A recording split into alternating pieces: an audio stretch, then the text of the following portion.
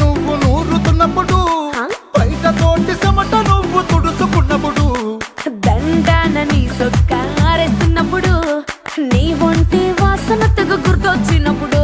రెండు చేతులెత్తి జుట్టు ముడిసినప్పుడు, జండు కత్తుకొని పడుకున్నప్పుడు, అలసిపోయి నువ్వు ఆవలించినప్పుడు, వచ్చుండై